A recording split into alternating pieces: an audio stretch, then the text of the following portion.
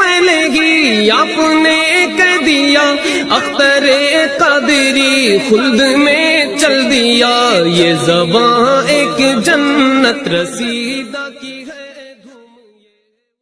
سکے۔ اب یہ دوسرے صاحب ہیں، ان کا نام ہے مولوی طارق جمیل، یہ اس وقت تبلیغی جماعت کے امیر ہے۔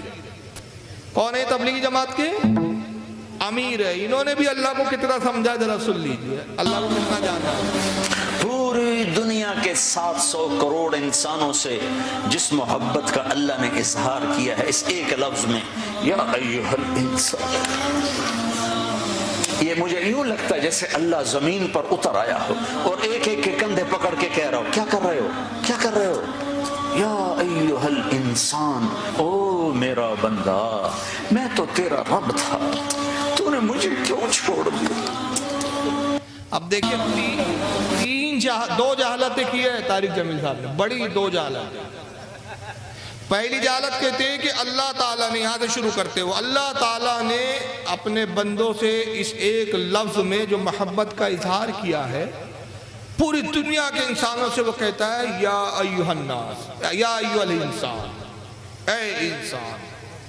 تو یہ محبت، جس محبت میں اس نے انسان کو مخاطب کیا، مجھے یوں لگتا ہے کہ وہ زمین پر اتر آیا ہے اور ایک کے کندھے پکڑ کے کہہ رہا ہے کیا کر رہے ہو۔ تو پہلا کفر یہ کہ اللہ آنے اور جانے سے پاک، آتا اور وہ ہے جو غیر حاضر ہو، سمجھ رہے نا؟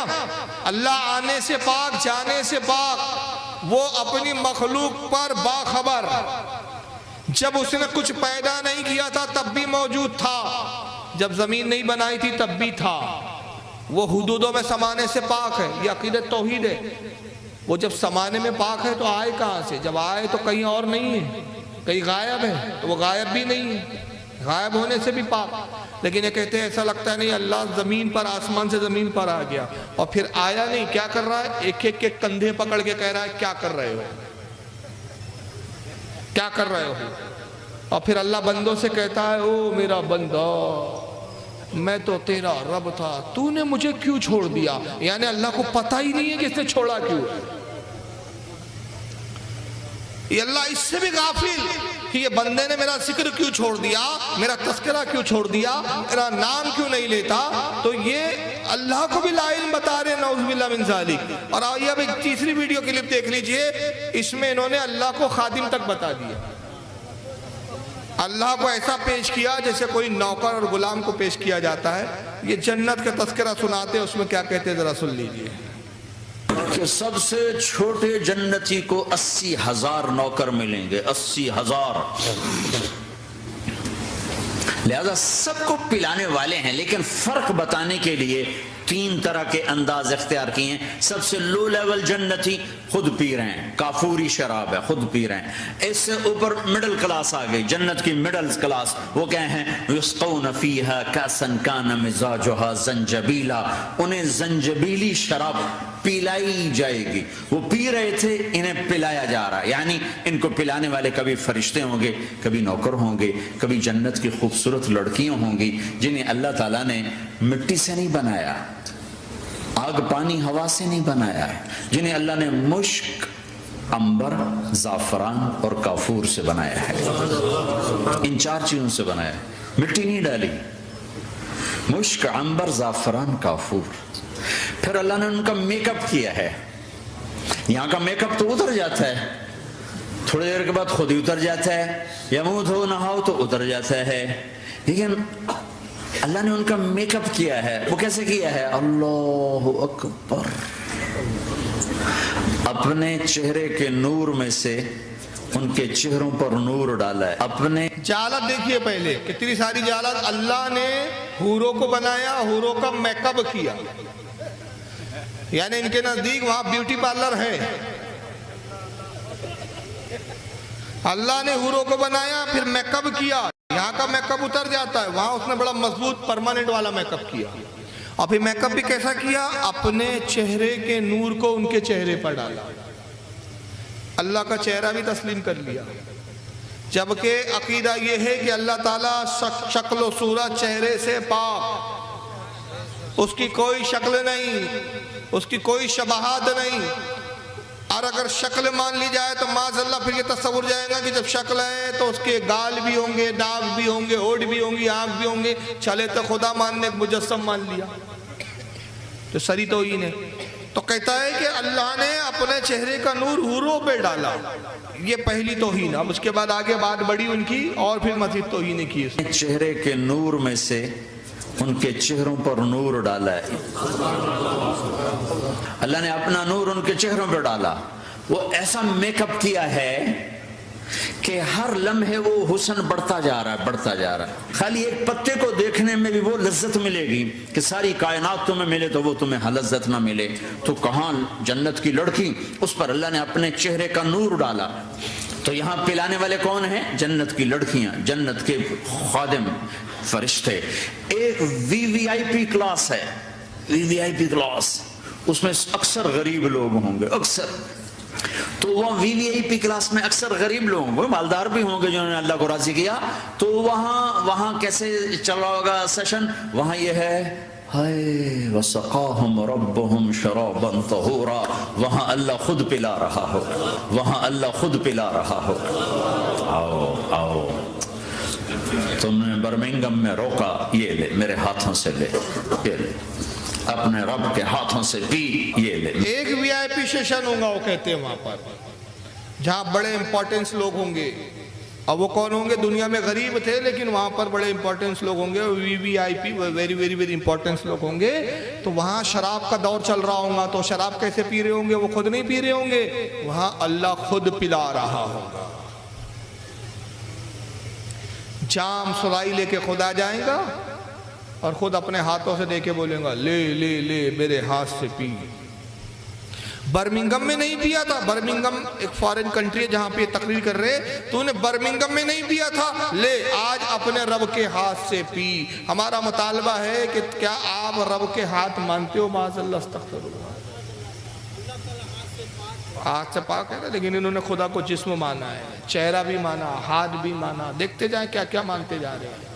ہاتھ بھی مان لیا, اور ہاتھ ہی کے ساتھ نہیں مانا بلکہ یہ اللہ یہ کہیں گا لے اپنے رب کے ہاتھ سے بھی.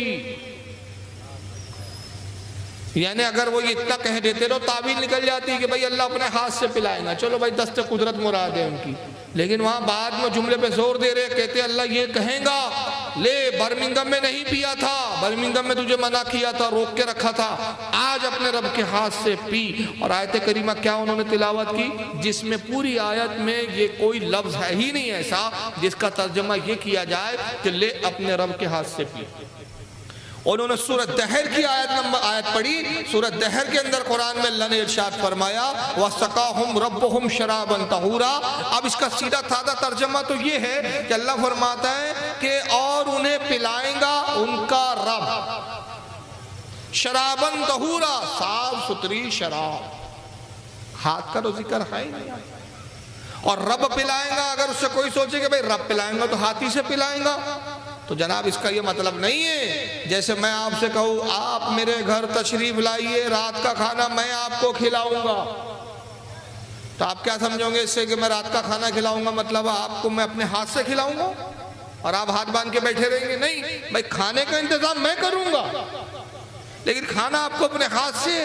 تو شراب تو اللہ کی مخ پیدا کردہ ہوں گی, اللہ کی نعمت ہوں گی, شراب اللہ کی عطا کردہ ہوں گی, لیکن پینا کیا ہے؟ آپ کو اپنے طور پر پینا ہے, اللہ اپنے ہاتھوں سے نہیں پلائیں گا. تو یہ شراباً طہورا کی جو ترجمہ انہوں نے لیا اور یا وہ وَسَقَاهُمْ کا جو ترجمہ لیا, تو اس سے مراد صرف یہ ہے کہ اللہ کی شراب اللہ عطا فرمائیں گا اپنی نعمت کو. یہ کوئی آیت کا مفہوم بنتا ہی نہیں کہ اللہ اپنے ہاتھ سے پلائے گا. یہ انہوں نے مفہوم بھی پیدا کر دی تھی. اور اس کے بعد پھر بات آگے بڑھی تو اور گستاخی بڑھی ان کے. پھر میرے ہاتھوں سے لے, اپنے رب کے ہاتھوں سے پی. اب دونوں کا مقابلہ کر لو, کون سا سودا لینا ہے کون سا چھوڑنا ہے. جب اپنی جگہ سب بیٹھ جائیں گے تو نوکر آئیں گے, سلام, آداب, آداب, تسلیمات, آداب, آداب, تسلیمات, سلام, سلام, سلام, سلام. ایک آدمی سلام کرے تو آدمی کو خوشی ہوتی ہے, جب کروڑوں نوکر غلام سلام کریں گے تو اس کا ایک مزہ آئے گا. ابھی وہ مزہ لے رہے ہوں گے کہ ایک دم ایک دم فرشتے آ جائیں گے، سلام علیکم سلام علیکم سلام علیکم. وہ کہیں گے بھائی آپ تو فرشتے ہو، آپ ہمیں سلام کیوں کر رہے ہو؟ وہ کہیں گے بما صبرتم بما صبرتم. وہ جو برمنگم میں صبر کی زندگی گزاری، آج اس کے بدلے میں ہم سلام کر رہے ہیں. تو یہ اتنا خوش ہوں گے کہ اچھا ہمیں فرشتے سلام کر رہے ہیں، فرشتے ہمیں سلام کر رہے ہیں. ابھی وہ نشہ باقی ہوگا، ابھی وہ نشہ باقی ہوگا کہ میرے اللہ کا عرش یوں کھلے گا اور اللہ سامنے آ کر فرمائے گا سلام قولا من رب الرحیم. اب تمہارا رب بھی تمہیں سلام پیش کرتا ہے.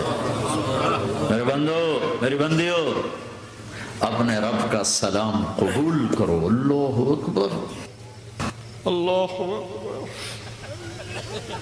کتنا بڑا ڈرامے باز ہے. ابھی وہ سب پی رہے ہوں گے پورے جنتی، تو فرشتے آئیں گے. وہ کہتے ہیں پھر، اور فرشتے آ کے کیا کہیں گے؟ سلام علیکم سلام علیکم. تو یہ بڑے حیران ہو جائیں گے، بھائی فرشتے ہم کو سلام کر رہے ہیں. تو کہیں گے بھائی فرشتوں آپ کیوں سلام کر رہے ہو، آپ تو فرشتے ہو. تو کہیں گے بما صبرتم بما صبرتم. وہ جو دنیا میں تم نے بڑی صبر کی زندگی گزاری، شراب اور آپ کچھ پیتے ہوتے نہیں تھے، تو بڑے صبر کے ساتھ زندگی گزارتے تھے، یہ اس کا بدلہ ہے کہ آج ہم تم کو سلام کر رہے ہیں، آج ہم تمہیں سلام کر رہے ہیں. یہ بڑے خوش ہوں گے. پھر طارق جمیل صاحب آگے ایک جملہ کہتے ہیں کہ ابھی وہ نشہ باقی ہوگا. تو انہوں نے یہ سمجھ نہیں پایا میں کہ یہ کون سے نشے کی بات کر رہے ہیں. انہوں نے یہ اپنی اس زمین کی دنیا کی دارو سمجھ رکھا تھا، پوا سمجھ رکھا تھا، تھرا سمجھ رکھا تھا. کون سی شراب سمجھا اس کو؟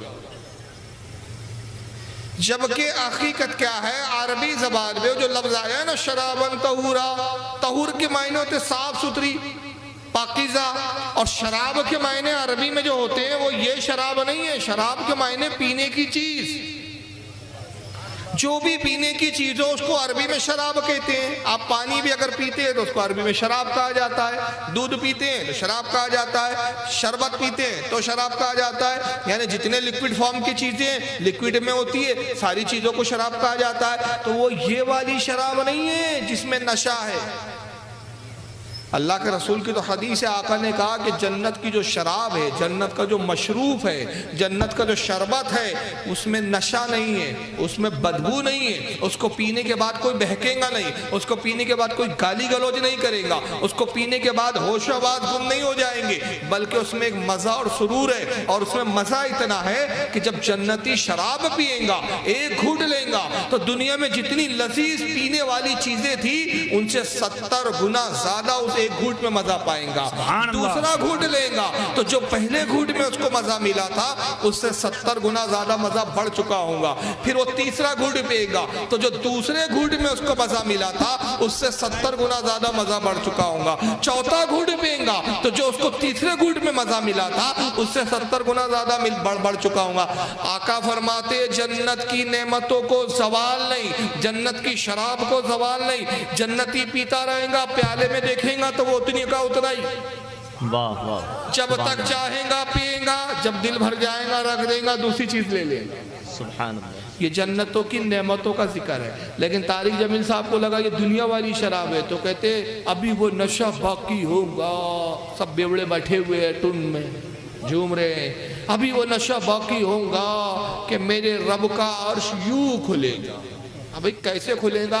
کیا معاذ اللہ اللہ عرش کے اوپر بیٹھا ہوا ہے، عرش میں مقید ہے، عرش میں قید ہے. خالق کائنات جب عرش نہیں تھا تب بھی موجود تھا. بے شک بے شک سبحان اللہ. عرش کو فنا کر دیں گا تب بھی موجود ہوں گا. نہ وہ عرش میں مقید ہے نہ قید ہے. یہ توحید ہے. لیکن ان کے مولوی لوگوں کو توحید نہیں معلوم. تو اندازہ لگائیے کہ جب جماعت کے امیروں کا یہ حال ہے تو ان جماعت کے غریبوں کا حال کیا ہوگا. سبحان اللہ. عرش کا دروازہ کھلے گا.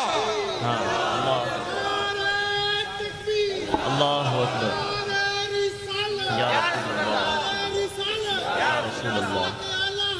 زندہ باد زندہ باد. تو کہتے ہیں عرش کا دروازہ یوں کھلے گا. ارے یوں اور وہ کچھ نہیں کھلنے والا. وہاں क्या कमरा है वो अर्श के ऊपर जहां बैठा हुआ है, कैद है, मुकय्यद है, और अल्लाह सामने आएगा। देखिए इनके जुमले थे, अल्लाह सामने आएगा, माज़अल्लाह अस्तग़फिरुल्लाह, आने जाने से वो पाक है। और सामने आके क्या कहेगा, सलामुन कौलम मिर रब्बिर रहीम। सूरह यासीन की उन्होंने आयत पढ़ी और तर्जमा अपना मन मायनी, अपना तबियती वाला तर्जमा किया।